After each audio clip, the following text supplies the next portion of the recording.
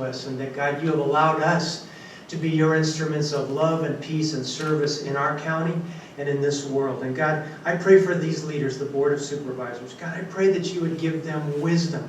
I pray that you would give them godly wisdom as they make decisions to lead us forward. And I pray that you give them a great, grander vision for our county. And God, I pray that you would give them humility. Humility to choose to understand each other, to choose to understand the issues and the needs of our county before being understood. And God, along with the humility, I pray that you would give them boldness to make the right decisions, the hard decisions that better our county. And God, in the midst of all that, I pray that you would give them joy in their work, that they would experience pleasure and deep satisfaction as they serve the people of this county. And God, we pray that through their leadership and through what happens in this room and in the offices of this building, God, that you would in every way make Pima County a better place to live. And God, help all of us to remember that we serve the people in this county. All of us do together. And God, we would take the teachings of our Lord seriously, to treat others as we ourselves would want to be treated. And we ask this in your precious name. Amen. Amen. Please join me in the Pledge of Allegiance.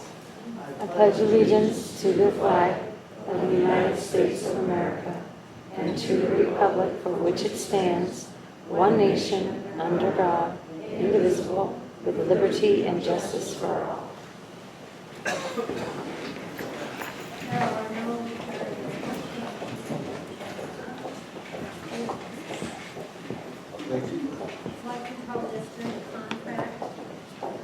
Correction, it's a correction to the addendum item of page 1, item 3, OSAM Document Solutions, Inc., Amendment 4, to provide on-base software consulting services, and please delete and extend contract term to 3/14/16. So there's a period, then after software consulting services, nothing further. Thank you. If there are no objections, we'll make that change. Now, let's meet Damsel, the damsel in distress. Officer Ethel Barker, would you like to introduce us to Damsel? She's not in distress, is she? Morning. This is Damsel.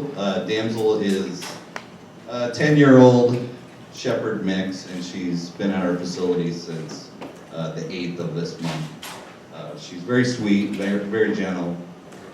She's our most senior animal at our facility. She enjoys going for walks. She's very gentle on a leash, so she would do well in a variety of homes. If you're looking for an older dog that will lounge around the house, she'll be perfect. She enjoys treats, so she's trainable.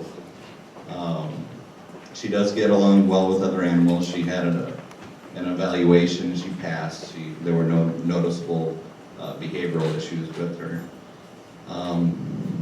And because she's over 5 years old, she has a waived adoption fee. So she just carries a $16 license. And she's available for adoption today. She already has her spay surgery. She already has her microchip and her rabies vaccine. So we open at 12 today. And you can come get her and bring her home, hopefully. Thank you. Thank you. Thank you, Damsel. Thank you very much. This morning, I think it's appropriate, Madam Chair, if I could mention, there was a dog who was a Paws for Paws dog one day when a lot of women were here from the Beat Cancer Boot Camp Brigade. And the director, her name,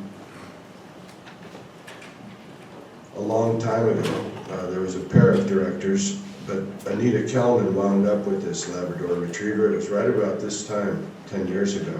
And that dog had to be put down this week, and I'm sorry to say that, but she made the adult and good decision to let her dog BC end his suffering. So I'm very happy to sponsor Damsel, and if anyone would like to adopt that dog in the name of BC, I'd be happy to carry the freight for that dog, of course. Thank you very much for allowing me to remember this. Thank you, Madam Chair. Supervisor Carroll. We have one presentation. I'm going to move to it now. It's on the addendum. It's item 1, presentation of a proclamation to Marty Meyer recognizing her dedication and stewardship provided to Colossal Cave Mountain Park. If I could get I'll move the item. If there are no objections, could I get all board members down and Marty so we can make the presentation? And our staff, I think they're.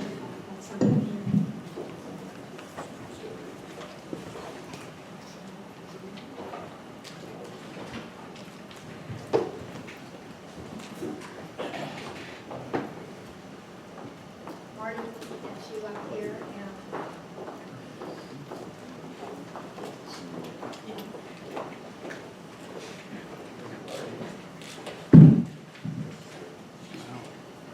Marty, you did this for over 50 years, didn't you? Yes. I mean, it's pretty amazing. We really are appreciative of your stewardship. And Tom, if you want to come up and join us. And let me read the proclamation. Whereas Marty and Joe Meyerhauser began their operation of Colossal Cave and its surrounding 465 acres in 1956 with Earl Bocklesby and became the sole proprietors of the operation in January 1965. And whereas to protect as much of the region as possible, Joe and Marty expanded the 495-acre Colossal Cave Park to today's 2,400-acre Colossal Cave Park Mountain Preservation Park Historic District with the approval of the Board of Supervisors, which has hence listed on the National Register of Historic Places due to the significance of extraordinary geological, biological, ecological, archaeological, historical, and cultural resources that create a very unique environmental landscape and visitor experience. And whereas the Meyerhausers were passionate conservation leaders who worked with Pima County property owners and other agencies to preserve Colossal Cave Mountain Park and surrounding open spaces to be enjoyed as both natural assets and tourist attraction, educating multiple generations through cave tours and interpretive exhibits for over 59 years. And whereas the Meyerhausers were involved in the Vail community, committed to supporting educational experiences related to the cave and natural and cultural history of the area for school children through field trips and outreach. And whereas the Meyerhausers were awarded the Sonoran Institute Faces of Conservation Seal Peterson Lifetime Achievement Award in 2005 for their preservation of the cave and surrounding acreage. And whereas Joe Meyerhauser's management of Colossal Cave for over 50 years prior to his passing in March 2007 was the longest continuous management lease to a sole proprietor in Pima County history. And whereas in 2013, Marty received the Historic Preservation Award from the Tucson Historic Preservation Foundation. And whereas in 2015, Marty was named a Wall of Honor recipient for the Seneca Watershed Partnership, where she was chairman of the board for 9 years and contributed since its inception in 2006 to the oversight of a strategic plan and its implementation to preserve the Seneca watershed and its resources. Now, therefore, be it resolved that the Pima County Board of Supervisors hereby congratulates and thanks Joe and Marty Meyerhauser for their selfless dedication and devotion to creating Colossal Cave Mountain Park, their stewardship of the natural and cultural resources, and their lifelong devotion to educating the public about this special place, passed and adopted the 17th day of August 2015. Marty, congratulations and thank you for your stewardship.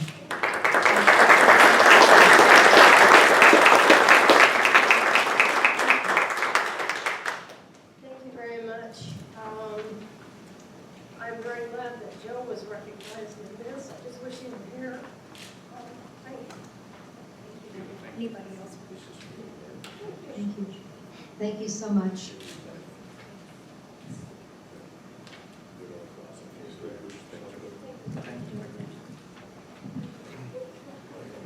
Yeah, we want to do it.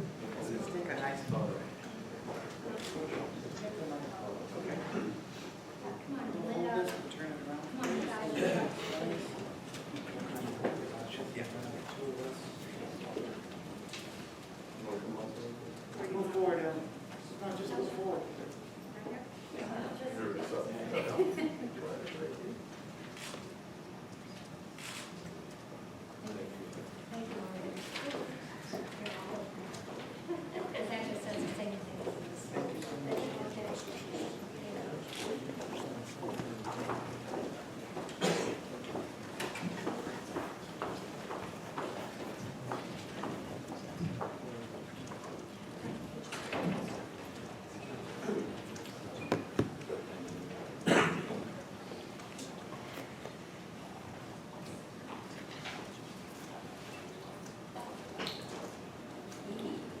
Okay, that brings us then at call to the public.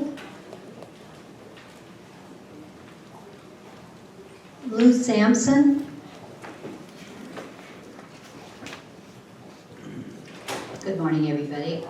My name is Lou Sampson. I'm from Green Valley. Last week was an interesting discussion on the business plan, and it became very apparent that implementing it is heavily dependent on the bonds passing. And I was noticing in the bonds that you have $10 million for Canoa Ranch improvements.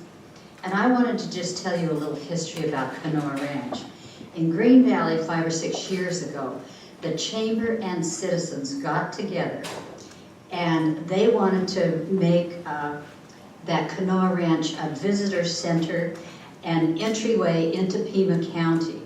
They had lined up projects with the University of Arizona to use part of that ground. They actually had gone to Mexico and lined up an international rodeo to be held there.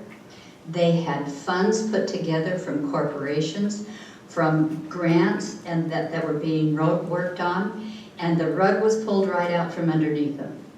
Now last week, when Supervisor Miller voted no on that business plan, Supervisor Elias said that she didn't have the values of the community with that no vote. And I want to put it out there that that's a false narrative to make her look bad. She is every bit as concerned about this community and the poverty in this community and the hunger and people eating and people getting medical care as any of you are. She has a totally different philosophy about how to do it.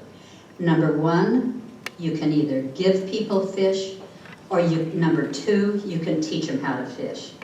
Canoa Ranch is an example of people that obviously have been taught how to fish. They get up and they see things and they do it.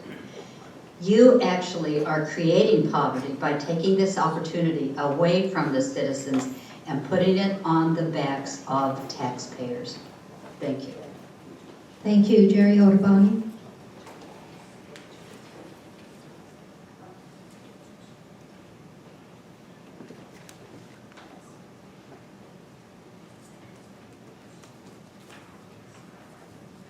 Madam Chairman, my name is Jerry Ottoboni and I live in Oro Valley. And I thought it interesting, especially as my house payment just went up due to a property tax increase. You state that these bonds that are backed by the full tax authority will not cause my property taxes to increase in the future. How will the investors get paid if not through a tax? Sell open space? Oops, no. You are planning to buy open space, which will take land off the tax rolls. More property taxes for the taxpayer. Then there is the operation and maintenance. Where's that money going to come from? You have all these groups wanting money, and of course they're agents who continually come here to speak. They want their commissions. What about the 1997 bonds? Some of those haven't been done. And I see that Mary Murphy isn't here yet, so this is Monday, not a Tuesday. She had a great meeting this summer with a very large attendance discussing information that she had on old bonds. One in particular that I noticed being passed around was a paper with Chuck Huckleberry's name on it. It was a flood control bond in Green Valley that was never done. If you think taxes won't increase, I have a very nice bridge, a very old nice bridge in Brooklyn that I can sell you cheap. Any takers? Oh, and a side note, I saw the article that Huckleberry wrote with the wrong information about his 18 to 23 million overspending. So I called the governor's office. Perhaps he'll send somebody here to inform you all about Huckleberry and how you 4 board members are about overspending since 1984. You voted to raise Huckleberry's wages to $320,000 with no regard for the taxpayer and $100,000 more than Maricopa County's administrator. Shocking. Thank you. Nancy Newman.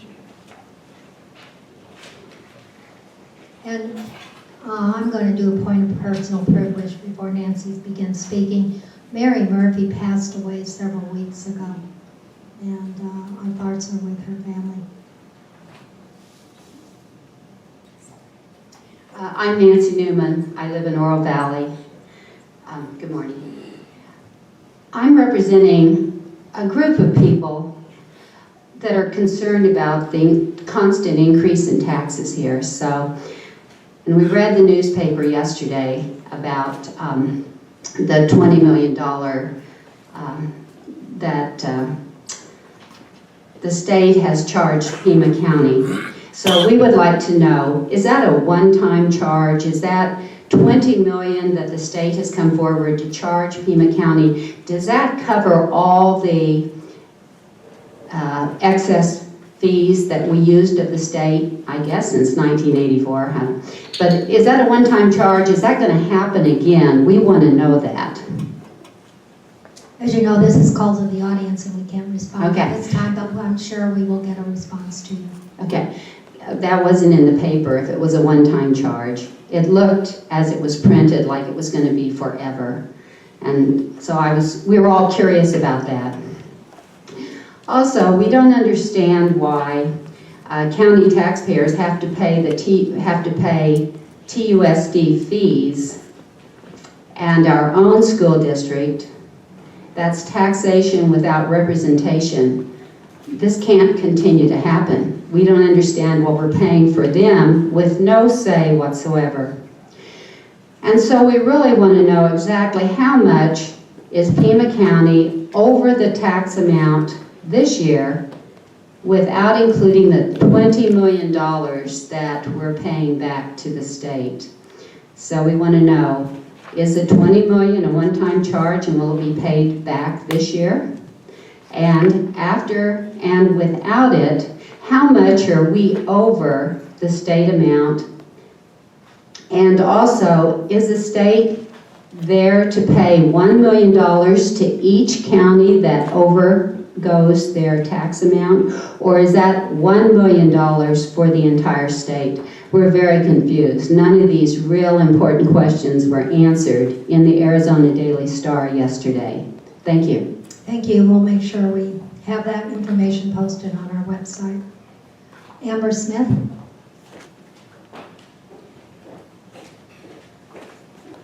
Good morning. I'm Amber Smith, the Executive Director for the Metropolitan Pima Alliance, P.O. Box 2790, Tucson, Arizona 85702. This morning I am here to congratulate you on a few awards that are going to be given to the county on October 30th.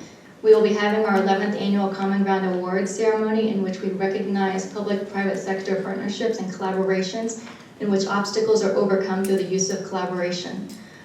One project in particular that is most noteworthy for you relates to this morning, in which it's Pause for Pause in the passing of the Pima County Bond Package. Pima prospers as well.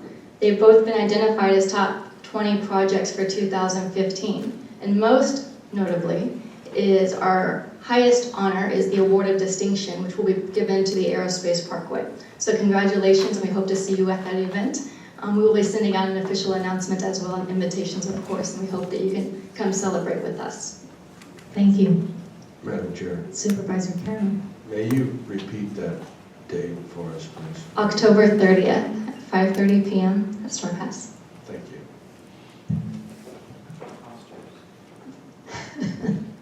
Thank you. We now move back to our regular agenda. Board of Supervisors sitting as other boards. We have no executive section items, so we'll move to item 6. Board of Supervisors sitting as the Board of Deposit. Item 6 is a contract with the Bank of America. What's the pleasure of the board? Madam Chair, Supervisor Elias. I'll move item 6, Bank of America Merchant Service regarding solicitation 169552. Second. Motion and a second. Is there any discussion? Any objections? Hearing none, motion carries. Board of Supervisors sitting as the Board of Supervisors. Item 7, approval of the consent calendar. What's the pleasure of the board? Madam Chair, Supervisor Miller. I call to divide the question for item 1 for a separate vote. Item 1. Yes. Okay. What's the pleasure of the board with the remaining items on the consent calendar? I'll move the remainder of consent.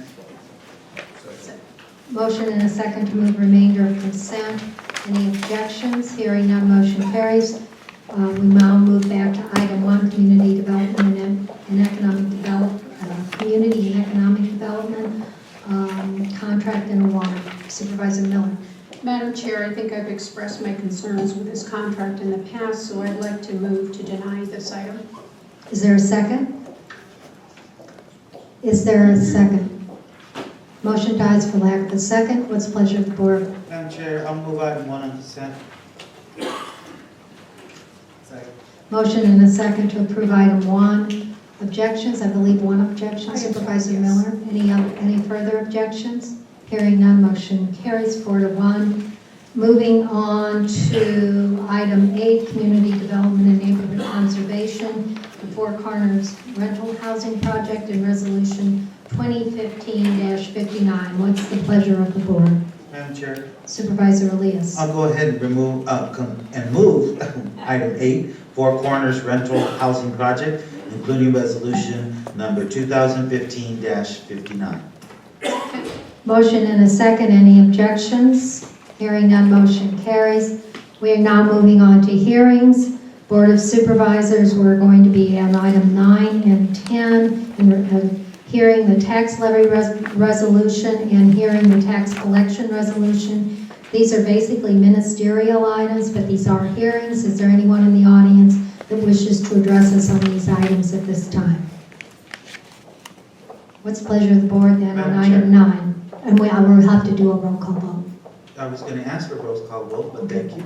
I'll go ahead and move item 9, including resolution 2015-60. And close the hearing. Close public hearing. Thank you. There's motion and a second. Roll call. Is there any discussion? Roll call. Supervisor Carroll. No. With an echo. Supervisor Elias. Aye. Supervisor Miller. No. Supervisor Valadez. Aye. Chair Brunson. Aye. We now move on to item 10, hearing tax collection resolution and resolution number 2015-61. This is a hearing. Anyone wishing to address us on this item at this time? If not, with pleasure of the board. Madam Chair, Supervisor Elias. I'll go ahead and move item 9, including resolution 2015-61, and close the public hearing. Second. Motion and a second. Let's just do a roll call on this one. Item 10, yeah. He said 9. But he said the right resolution number. We're fine. Supervisor Carroll. Supervisor Elias. Aye. Supervisor Miller. Aye. Supervisor Valadez. Aye. Chair Brunson. Aye. Motion carries 4-1. Moving on, these are hearings, franchises, license, and permits. Item 11. Is there anyone in the audience that wishes to address us on this item at this time? If not, what's the pleasure of the board? Madam Chair, I'll go ahead and move item 11, an extension of patio and premises permit, and close public hearing. Second. Motion and a second. Any discussion? Any objections? Hearing none, motion carries. Moving on to development services. These are hearings once again. Item 12 is major streets and scenic route plan amendment for Pima Prospers. Ordinance number 2015-32. Is there anyone in the audience that wishes to address us on this item at this time? If not, what's the pleasure of the board? Madam Chair, I'll go ahead and move item 12, including ordinance number 2015-32, case number CO 141402, and close public hearing. Second. Motion and a second. Supervisor Carroll, you had something? Yes, Madam Chair, thank you very much for allowing me to ask Development Services for Transportation or Public Works. Each is aware of my concerns about the scenic route that's supposed to be designated for Tankerverde Loop Road. Today there was an accident on the Tankerverde Loop in Tankerverde, and I think it was a reminder for staff to make sure that this was in the scenic routes. And before we pass on the item, I thought maybe what I'd asked prior to the meeting, John Bernal or Priscilla Cornelio, we're going to talk to Jonathan Crow. Is this an oversight? Is it in there? Madam Chair, Supervisor Carroll, Arlen is going to explain. Arlen's going to explain it. Well, thank you. That wasn't exactly a fuzzy handoff, Arlen. Thank you, and I'm sure, Arlen, you recall our conversations regarding this. Yeah, Madam Chair, Supervisor Carroll, you will recall that at the time, originally, we had Tankerverde Loop Road designated as a major route, and that was deemed to be an error through the process. Because we were already into public hearings, we could not just flip it and go back and advertise it as a scenic route. So the intent is, you don't see it as a major route on this. The intent is that we'll come back at a later date, once this is done, and bring it back as a scenic route. Thank you so much, I appreciate it. We'll have the appropriate public hearings and all the things lined up for you in the district. Thank you very much, Arlen, for the explanation. With that, I move to support this. Thank you. Okay, we have a motion and a second on the floor. Is there any further discussion? Any objection? Hearing none, motion carries. Moving on to item 13, Resolution 2015-62 and CL 713-10, Pima County Comprehensive Plan Update, Pima Prospers. Did we have a speaker on that? Somebody wanted to comment? No? Okay. I would note, this is a hearing. Is there anyone who wishes to discuss this at this point in time, to comment? If not, then I would ask the board, if you are going to approve this, we need to do it this way. We need to ratify the executive summary as presented, ratify the revised implementation matrix as presented today, and approve the resolution adopting the Pima Prospers as the new comprehensive plan for Pima County as presented today. We need to do all those three things must be included in the motion. What was the second one again, Sharon? Ratify the revised implementation matrix as presented today. And then the third one was approve the resolution adopting Pima Prospers as the new plan for Pima County. And then the first one was ratify the exec summary. Move the item as stated by the chair. With those three items. With those three items. And close the hearing. Second. Okay, there's a motion and a second to approve this item, ratifying the executive summary, ratifying the revised implementation matrix, and approving the resolution adopting Pima Prospers as the new comprehensive plan for Pima County. Is there any discussion? Is there any objection? Hearing none, motion carries. Moving on to Madam item, Chair. Supervisor Carroll. If I could just thank the staff. This is a Oh, long absolutely. process. We've had a lot Carla, of meetings. Marlon, All the who else people, was involved? Carla? all the people that They got were pointed. recruited along You the don't want, way. you want the other person to get kudos? That's very unusual. You don't want to take them to, okay. Thank all of the staff for us. Yeah, and especially- actually, who was all the staff involved and who were the big players in this, so we can thank them. Madam Chair, members of the board, we took the route of naming absolutely everybody on the staff as well as others who were involved in this process, and you'll find in that list, it's I believe both in the executive summary and in the plan, well over 100 staff members who worked and participated on this plan, from the county administrators level down throughout the organization. And in addition, our consultant team led by Maria Moskin in front of me here. We could not have done all of this without it, and thank you very much. This is probably the most important thing I'll ever achieve at Pima County, and I thank Carla, because it would not have happened but for her as well. And how many years in the making was this? Too many. Thank you, Arlen. Good work, Arlen. Yes, good work. Thank you. Congratulations to all the staff, and thank Everybody everyone who worked on it. participated. Okay, let's move on then to item 14, transportation. It's a hearing, traffic ordinance 2015-33. This is a hearing. Is there anyone in the audience who wishes to address us on this item at this time? If not, what's the pleasure of the board? Madam Chair. Supervisor Elias. I'd like to move item 14, including ordinance 2015-33. It's a change of speed limits on portions of Speedway Boulevard in District 5, and I believe also in District 3. Yes.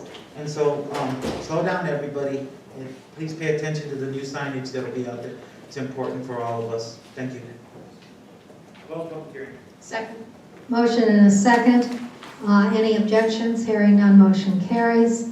We now move on again to, we're still on hearings, regional wastewater reclamation, item 15, which is a code text amendment relating to sanitary user fees and ordinance 2015-6, and then item 16, which is ordinance 2015-34, amending the Pima County Code relating to connection fees. These are hearings. We have one speaker, Amber Smith.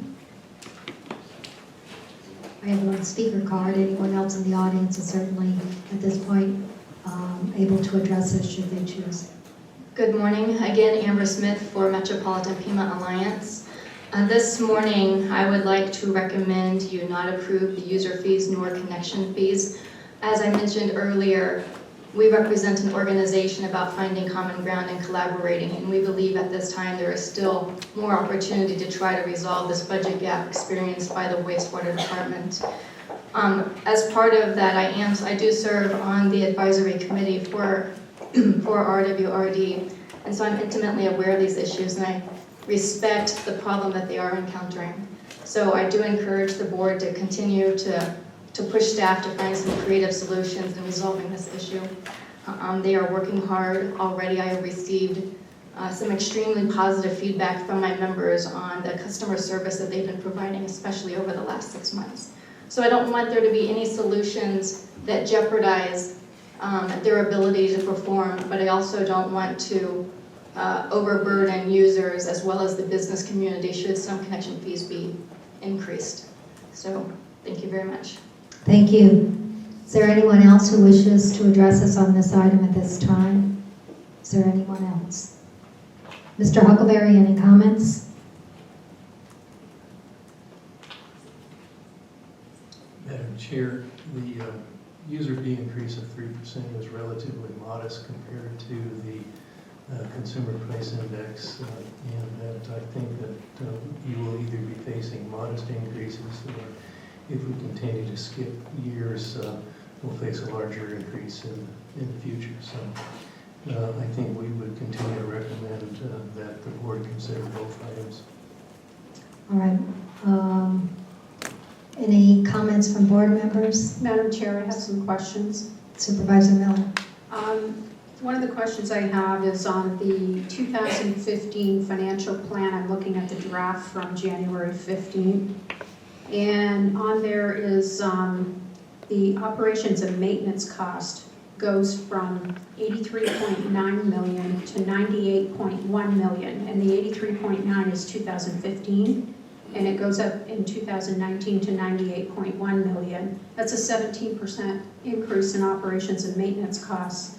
And my question is, why, with all of these, close to $1 billion of upgrades, haven't we achieved any efficiencies to actually cut back on operations and maintenance? Because I would assume right now with the condition of or previously with all the conditions, that we should be seeing a lower operations and maintenance costs as we implement this new upgrades. Go ahead. I assume that's for Jackson Jenkins, the wastewater director. And I would concur with Supervisor Miller. With the new plants on board, we should see some decreased costs. So I'm sure that some of this may involve just rehab of existing structures and conveyance systems. Chair Bronson and Supervisor Miller, that's not completely correct. Yes, we have state-of-the-art and very efficient operations, but we also are treating water to a much higher quality. One of the topics we've shared with you and some of the reports we prepared was the formation of struvite, excuse me, because we clean the water that much more than we have in the past. The solid stream, when it's dewatered, it builds a buildup in our system, and we have to add over $1 million or approximately $1 million of new chemical ferric chloride that we've never had to add before. And when you take a holistic view of these operations, really our O&M costs, just the plant O&M costs, in the report that we prepared back in March, on March 10th that we provided to the board. Those costs are actually fairly stable, but there's other external costs that have added that number into the question that you posed. And a lot of that is just an assumption. I think it was a 4% inflationary type value that was added that gets it up to that $98 million. You know, that is in direct conflict with an August 12th, 2014 memo from Mr. Huckleberry, Optimizing Energy for Wastewater. It says, the energy cost to treat 1 million gallons of sewage has fallen from $450 per day to $250 per day, which amounts to, that amounts to $200 per day savings.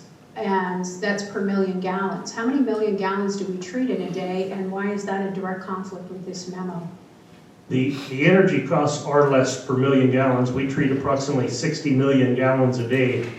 And again, that March 10th report that we prepared to the board, the electricity costs, it shows the reduction over time, and it's actually been a reducing value, but there are several different components that make up our budget, and electricity and energy has dropped, but the energy cost has dropped, but chemicals has gone up, the cost of our labor has gone up, you know, a number of other items that are putting us where we're at in the budget.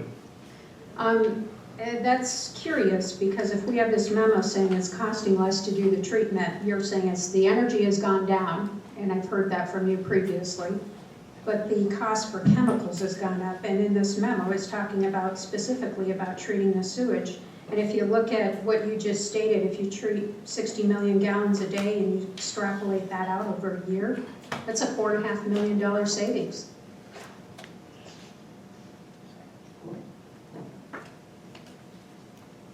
Is that a question for me? Yeah, you know, I'm just trying to reconcile the difference between Mr. Huckleberry's memo about the treatment costs being much lower and what you're stating now. And I've got the memo here if you'd like to. It's not the total treatment cost, it's just the energy component of the treatment cost. The energy is lower, and then he talks specifically about the overall cost to treat 1 million gallons of sewage has fallen from $450 to $250. That's $200. That's significant. That cut it in half. And now you're telling us it's going up. These things aren't reconciling, and they're not making a lot of sense to me. I don't know about the rest of the board, but that's one real issue that I get. We're getting a lot of different information, and it is not, it's conflicting between the memos we got from Mr. Huckleberry and what you're stating now. And to follow up on that, why is labor costs increasing so much? With more efficient equipment and more efficient operations, I would expect we'd have less labor-intensive operations. When we automate, we have, I understand you have investment in capital for capital improvements and software and that kind of thing, but when you automate, I'm just real curious why the labor costs are going up. When you look at the cost of our labor, there's been increases in salary over these past several years. There hasn't been many, but there has been some. The cost of benefits has gone up significantly. The cost of state retirement has gone up significantly. We've actually been dropping the number of total staff because of efficiencies, but it has not overall dropped the cost of labor. We're still on that upward trend. It has not offset those increases. Have you done an analysis and considered cutting out some of the capital improvement projects that, and Mr. Huckleberry stated this in a previous memo, that is an option because not all of these are mandated by the federal government. Cutting some of the scope. I know the last time we were here you said that our capacity, we have a tremendous amount of excess capacity. That was from you, and I can't recall off the top of my head, but it was a huge number in residential hookups in the capacity for wastewater, and that's due to the downturn in growth, which we expect to be flat. Right. So the question is, since this growth is much less than projected, have you considered cutting any of these projects?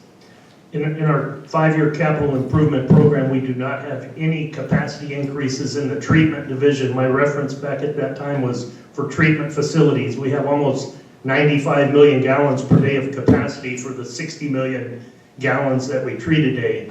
But there are conveyance system lines that will continue to need augmentation. One big one that's being discussed here in recent times is the aerospace corridor. That's augmentation, that's an increase in capacity, and that's in our budget right now.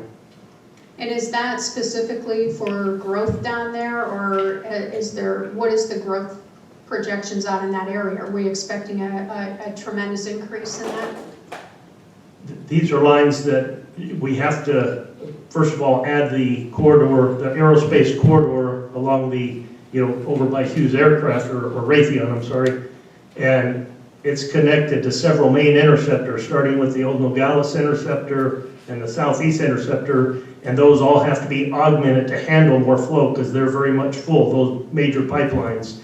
And all of that work is estimated to cost about $45 million in our capital budget. Okay, and we had scheduled, there's 60 million in the certificates of participation and 165 million of sewer revenue obligations that you're planning to issue out until 2019. Is there, and you're saying 45 million, it appears that's 15, 16 you have budgeted. Are you looking at cutting some of the out-year expenditures, or have you considered that? We've gone through our entire capital budget, the 5-year plan. We've made a number of cuts to our budget, but there are still the items that are in the budget that have been identified as important and critical to maintain infrastructure and to plan for the growth, such as the aerospace corridor, are what's driving the cost, the need for these increases, because the debt service that goes along with capital has to be financed, and that's still going in an upward direction. Okay, the rationale for this increase is that we need to keep the debt service ratio at 130% to keep our bond rating. And in order to maintain that ratio, the documentation we received says you need 22.3 million more in revenues. And the level of revenues will not be generated because anticipated growth is flat. And the question I have is, the Marana wastewater plant was not in your original 5-year plan, and they purchased that for $18 million, plus you no longer have to upgrade that plant. What happened to that money? I believe that the revenue, I thought it was closer to 16.5 million, but in that range, that went in as a revenue that helped pay for, a big part of it to help pay for ROMP, the $600 million project of ROMP that was regulatory mandated. And maybe Mr. Burke could add to that, as he's been very involved in that as well.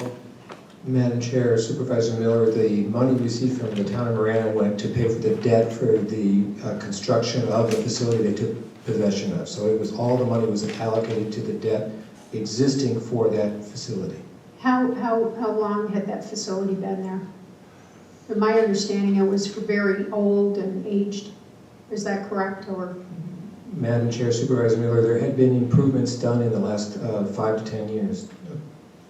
How much debt did you have left on that? Exactly the amount, it was calculated to the dollar amount of 16 million some. That was the present value of the 18 million for the acquisition, and that money was all set aside to pay the debt.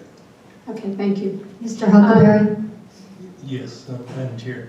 Let me kind of get in on some of these answers, because I think, the issue with Marana is fairly simple. It was 2 package plants that were packaged, put together, and then it was replaced with a new facility by Pima County, and then Marana wanted to take it over. And yes, the amount they paid is the exact amount that was left undepreciated, or not depreciated, the payments with regard to the debt service on approving that plan. In addition, Supervisor Miller, I'm trying to look at what you're getting your information from, because some of it doesn't jive with what I've got, and I don't know what page you're on. I'm getting it from which question? On operating and maintenance at 90, I think you said 91 million or 90.7. Oh, that is from the finance. I got the page number right here. It's from the 2015 finance on page 4. And page 5 has a chart it shows it going from 83.9 million in 2015 up to 98.1 million. This is for operating and maintenance expense. And it's from the 2015 financial plan that was given to us by wastewater. Yes, Madam Chair, and Supervisor Miller, does that chart look like, is that the chart we're dealing with? Yeah, it's probably pretty close. The chart I have has got that 98.1 is in about mid-year 2019. Does that sound right? Yes, it was like Okay. a year. Yeah. And what we're dealing with is back here on 2016, the budgeted O&M is 87.3, and that's in the budget. And if you then look at the growth, that's just simply a projection of growth, assuming utility increases, cost increases, labor increases. So these are all projections. Right. They're not real.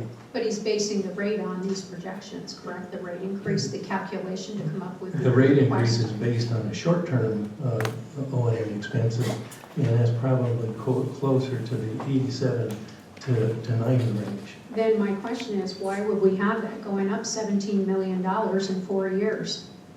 That seems like a tremendous amount of increase, and it's 17% increase in 4 years' time when we've upgraded and doing all these improvements. That doesn't make sense to me. That it seems to me that you would have had some efficiencies built in. Madam Chair and Supervisor Miller, I think you have to dig into the details as to how you got to 98.1. And I think what you also, we're in this mode of where we've ended most of the capital expenditures associated with rehabilitation of the major plants and facilities. There's a line in the operating and maintenance budget that is what we call non-capital repair and maintenance. And my guess is that there's a significant additional burden in that area in the short term, because what we've been doing is basically concentrating in the previous years on replacing the capital that shows in the capital line areas and not the operating and maintenance, which is the small lines, the smaller repairs and things that get to be costly, and when you add them up, they can be several $1 million in any one given year. Okay, could you send that to me, please? The next question is, there's a $12.1 million increase in consultant and outside services due to the privatization of the operations of the new Agua Nueva facility, which replaced the old Roger Road plant. And this is from that same report. What is driving these cost increases there? Supervisor Miller, the largest cost increase is the privatization of the Agua Nueva wastewater treatment facility. That's, I believe, $6.5 million in outside services that we pay them to operate that facility. And we also have another large item that's outside services is our billing. I think we're paying around $4 million for Tucson Water and the other water companies to do our user fee billing for us. Didn't we always use them to do our billing? And this last year they went up, they raised their rates, all of them have. That seems like a huge amount. Yeah, last year it was 7.9 million, and you're showing that it's going to go up to 12.1 million in consultant and outside services. And you said that was due to the privatization. So why did we not do that in-house if we were doing it more efficiently in-house? Yeah, this was a very lengthy evaluation and discussion on how to deliver the Agua Nueva project. Design, build, operate as the delivery method was determined to be the most cost effective. And as a result, that's the method that we went with. And the project has saved tremendous amounts of money, so we believe it was a good decision. And that's where we're at right now. It doesn't appear to me that it's saving money. It's adding additional to consultant and outside services, tremendous amount from what we were doing previously. But we'll move on here. Mr. Hubbard, did you want to add something? Yes, Madam Chair, and I think we can get you the information, but I think you'll see that a 20 or 30% increase occurred just in simply the charges from the water utilities associated with the collection of our bills. We saw a tremendous increase in that cost from the city of Tucson this last It was 40%. What Yeah, what is 40%. driving that? Their decision to raise the cost transfer to the county. Do we have options on that? Madam Chair, it's always difficult. We have a fixed product that we send a bill out that only varies, it gets set in once a year, and so it's a matter of the efficiency of how you collect your fees. We probably have options. We've been looking at them over time to whether we go to a fixed fee cost anyway, but I think that's something that will come back to the board later in this year with regard to whether there are options on fixed fees and that we can save that cost associated with these billings, because it's a collection efficiency mechanism, and that's all it basically is. Getting back to the ROMP, you talked about that originally budgeted for $720 million, and it's come in, now this is an April memo, you're expecting it to come in at $605 million. Is that still the case? That's still the case, yes. Okay, and I'm just curious why that isn't causing, a rate decrease actually, or at least having some impact, because that's $115 million that you didn't have to bond out.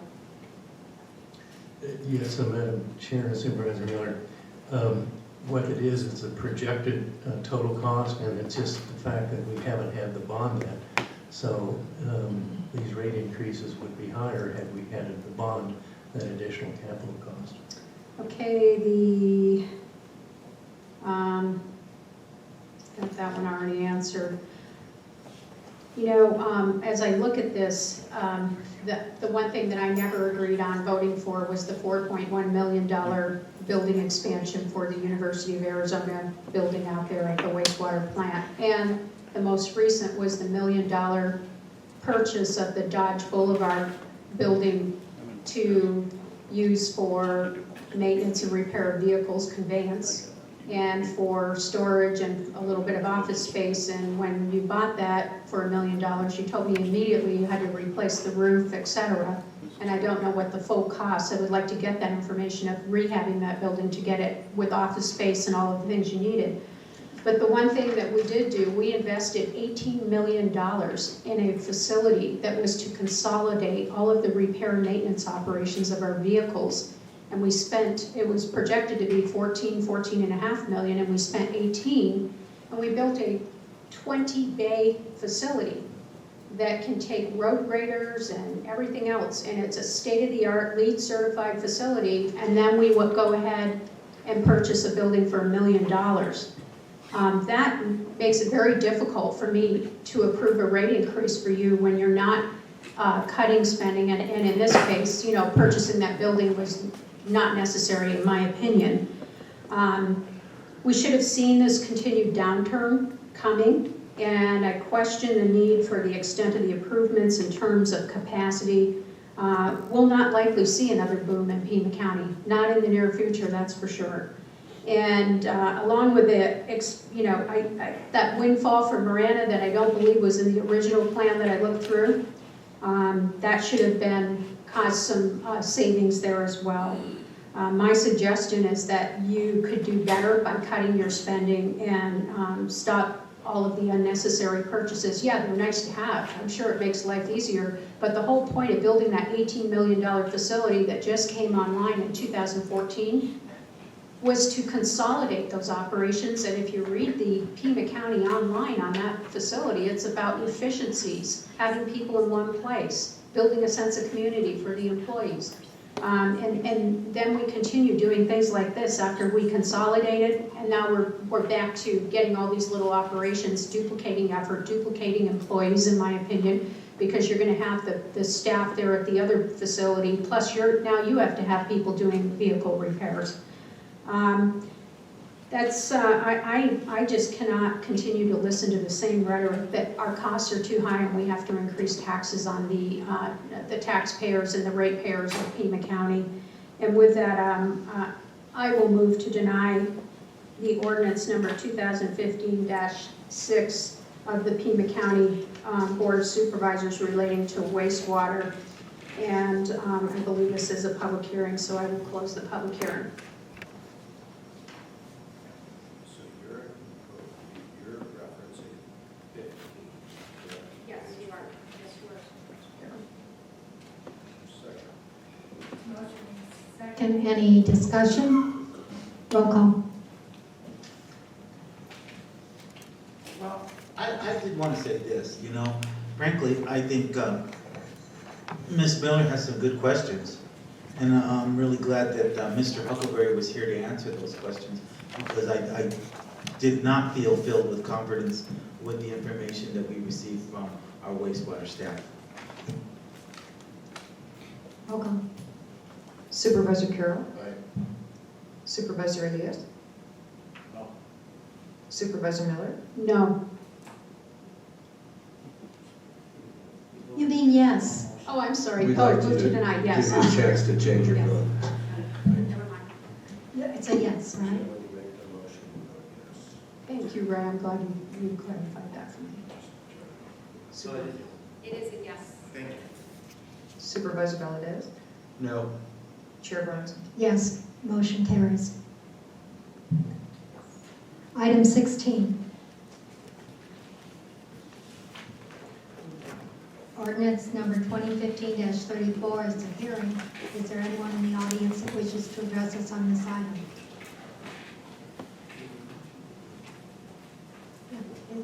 And I vote yes. So now, item 16.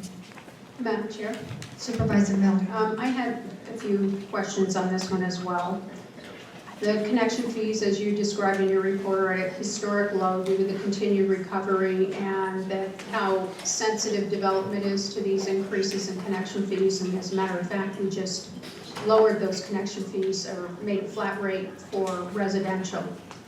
One of the things that I have a question on, have we, for every building permit issued, most specifically for commercial, but also residential, have we got a schedule of the connection fees that have been paid over the last 5 years? My concern is that some of these fees are not getting collected. And are we up to date on the collections of wastewater connection fees? Chair Bronson and Supervisor Miller, yes, we have the history of collection on our connection fees, and we continually perform audits on our connection fees, and occasionally we find a fee that has not been collected for one reason or another, and we go about collecting it. But I would say we're fairly current on our connection fees. We probably have a few in process that we're going after that weren't collected, and we continue to do audits and potentially find others in the future. But right now, we believe we're fairly current. Okay, Mr. Jackson, I would like that report, and I'd like to get the last 5 years to see the permits and the connection fees related to them that were paid. I assume you keep this on an Excel spreadsheet, Development Services and you. And so you're assuming, based upon what you're telling me, because some of these connection fees are significant for a commercial hookup. You know, they're in the $70,000, depending on the size of the pipe that they have. And we don't ever waive those fees? Are there conditions where we'll waive those fees? Chair Bronson and Supervisor Miller, no, it's in the ordinance that we must collect those fees for connections to our system. Okay. And there's no reduction in fees? Now, I do understand that if someone is building a new commercial facility and it's got a 1-inch pipe or a 2-inch pipe and they're upgrading to a 3-inch, that you would just charge them the differential between the 2-inch and the 3-inch? Is that how it works? That's correct. Okay. Okay, so you will provide me with that report for the last 5 years? Yes, I will. Okay, thank you. Any further questions? What's pleasure of the board on ordinance number 2015-34 and item 16, code text amendment, amending sewer connection fees?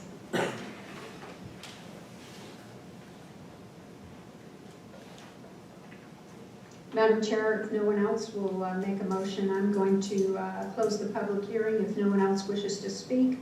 and make a motion to deny ordinance number 2015-34. Motion and a second. Discussion? Roll call. Supervisor Carroll. Aye. Supervisor Elias. Supervisor Miller. Aye. Supervisor Valdez. Aye. Chair Bronson. Aye. Motion carries. Code text amendment denied. Moving on to the addendum agenda. We are Board of Supervisors sitting as other boards, the Flood Control District Board. We're also, item 2 is connected with item 7 on the agenda, and item 3 has had a strike language amendment. We are deleting and extend contract term. What's the pleasure of the board on these 2 items? Madam Chair, Supervisor Miller. I had some questions on the Colossal Cave contract Okay. for some clarification. I understand there is $2.2 million in the bond package to support this park and the improvements, and the operator has committed to spending $60,000 per year. What's going to happen if these bond improvements, if the bonds don't pass and they're not completed? Madam Chair, Supervisor Miller, I think it's closer to $3.3 million. And if the bonds don't pass, the operator is still obligated to make capital improvements in the schedule of the agreement. Okay, with the 60,000. And then I wanted to know the cost. It says Pima County and the contract is going to pay for the ADA compliant restrooms and parking. Is that something that's in progress that we haven't had before? Madam Chair and Supervisor Miller, we annually budget some funds to repair our pavement facilities and parking lots in our leased properties, and as well as make ADA improvements, and this is regularly scheduled maintenance. Okay, and the one thing that caught my attention on the extension options, the wording for the second, you have a 10-year agreement, and then when it comes to the next agreement, I believe they have an option for 15 years after the 10 years up. But the way the contract is worded is that the manager or operator is the one who makes the decision whether or not to extend without any input from Pima County. We don't work, the way it's worded, it just says the manager to determine whether or not to extend the contract for another 15 years. That's a statement in there. And we, if they decide to extend, they extend. If they don't, we don't have any input at least according to the wording in the contract. Madam Chair, these particular agreements, this is an operating agreement, and obviously you have to have an operator agree to extend the contract, and the county can or may or may not consent. It says in the future after that, then it says it's up to a renegotiation with Pima County and the operator. So are you just, is this wording in there just if they choose to continue, they're going to be able to continue with the same financial agreements with the percentages paid and that kind of thing? Madam Chair, Supervisor Miller, it simply means that we will go back and renegotiate, if necessary, the terms of extension. After 25 years, but Yes. that 15 year doesn't give us the option to renegotiate. It gives them an opportunity to accept or not, or reject. And we have the option to approve or not approve, and that then sometimes forces some discussion with regard to what might not be working. Okay, so you're confident with the way the agreement's worded. I have to say, everything that I saw in the presentation from Ortega was really well done and very thorough, as was described in the background material. And then the financial requirements, very clear, very concise. I think it's going to prevent any future issues with what we saw on the previous contract with the management of Colossal Cave. So thank you very much. Appreciate your answering my questions. Okay, we still have items 2 and 3. What's the pleasure of the board? Madam Chair, Supervisor Elias. I'll go ahead and move to approve Flood Control District Board items 2 and 3 on today's addendum. Second. Motion and a second. Any objections? Hearing none. Motion carries. Moving on to Board of Supervisors. Sitting as the Board of Supervisors, we have item 4, Restoration of Education Funding, Resolution 2015-63. I'll move that item. Second. Motion and a second. Any discussion? Any objection? I want to thank Metropolitan Education Commission and Ms. June Webb-Veneri for being here and for her advocacy in regards to this issue. And with that, if there are no objections, this motion carries.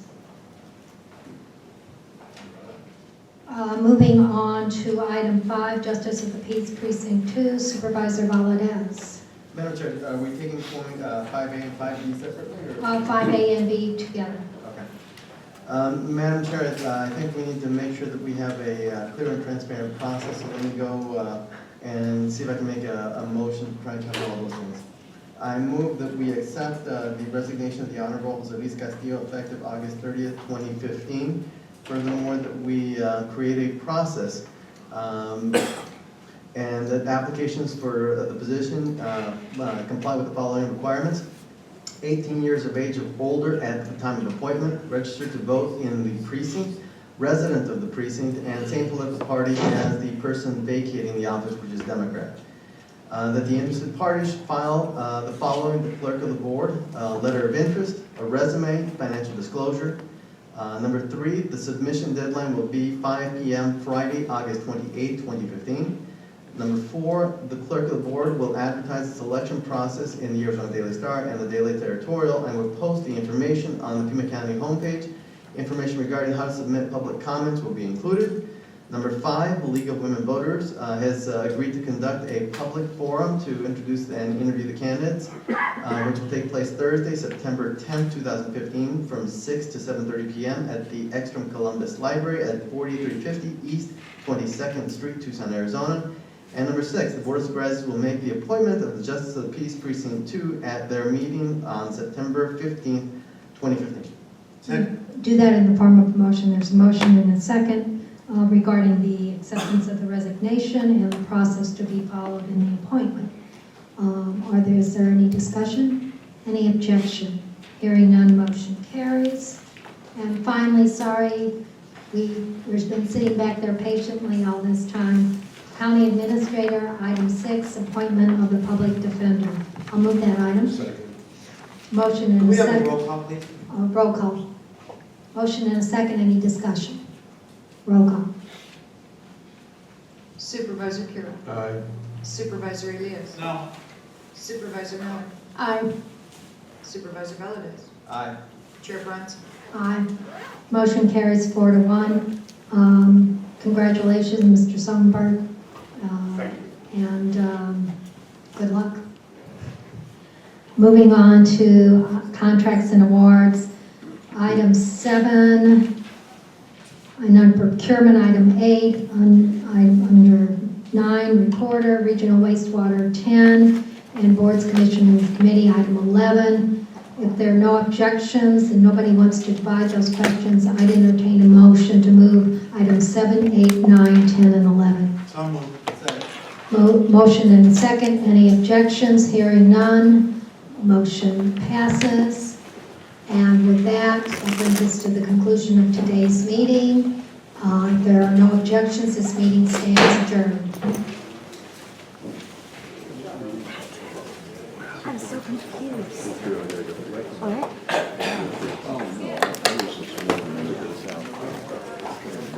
Allie will know.